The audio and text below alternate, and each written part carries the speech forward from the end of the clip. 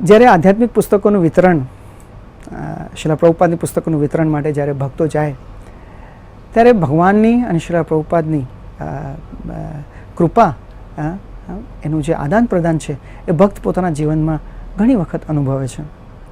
ઘણા વખત પહેલાં અમે ભાઈંદર સ્ટેશન પર સાંજે પુસ્તકોનું વિતરણ માટે ગયા હતા. એવું આશા લઈને ગયા હતા કે ઘણી પુસ્તકો જશે, સેંકડો પુસ્તકો જશે, પણ જેમ જેમ શરૂઆતમાં સમય જવા લાગ્યો ત્યારે ખ્યાલમાં આવી ગયું કે વધારે પુસ્તકો જવાના નથી. હજારો લોકો જતા હતા પણ પુસ્તકો કોઈ લેતું નહોતું.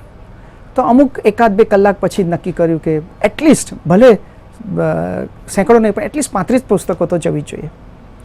ધીરે ધીરે ધીરે પુસ્તકો જતી હતી અને રાત્રે 12 વાગી ગયા.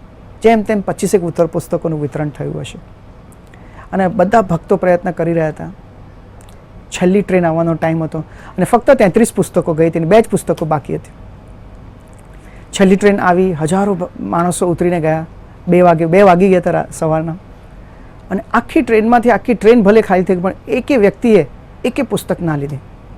છેલ્લી ટ્રેન જતી રહી, આખું પ્લેટફોર્મ ખાલી થઈ ગયું અને અમે લોકો અમારું બધું પુસ્તકોનું પેકિંગ કરતા હતા. ત્યારે લાગ્યું મનમાં કે 2 પુસ્તકો વેચાઈ ગઈ હોત તો વિતરણ થયું હોત તો સારું હોત.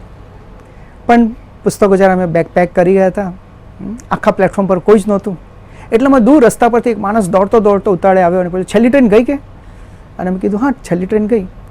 એ માણસ દોડતો પ્લેટફોર્મ સુધી ગયો અને નિરાશ થઈને ટ્રેન મિસ થઈ ગઈ એટલે પાછો પગથિયા ઉતરીને અમારી તરફ આવ્યો અને પૂછવા લાગ્યો તમે લોકો શું કરો છો? અમે કીધું અમે શ્રીલ પ્રભુપાદની પુસ્તકોનું વિતરણ કરીએ છીએ, ભગવદ્ ગીતા છે, તમે લેશો? અને અમારા આશ્ચર્ય વચ્ચે એણે કીધું હા મને 2 પુસ્તકો આપો. આ રીતે જે 35 નંબર જે પુસ્તકોનું વિતરણ જે અમારો જે વિચાર હતો એ શ્રીલ પ્રભુપાદ અને ભગવાનની કૃપાથી વિચાર જે છે એ 35 પુસ્તકો વેચાઈ. એટલે આ રીતે પ્રભુપાદની પુસ્તકોનું વિતરણ કરતાં એક મહત્ત્વનો હિસ્સો છે તે ભક્તને ભગવાન અને ગુરુ પરંપરાની કૃપાની જે અનુભૂતિ જે થાય છે તે પણ બહુ મહત્ત્વનો હિસ્સો રહે છે. હરે કૃષ્ણ.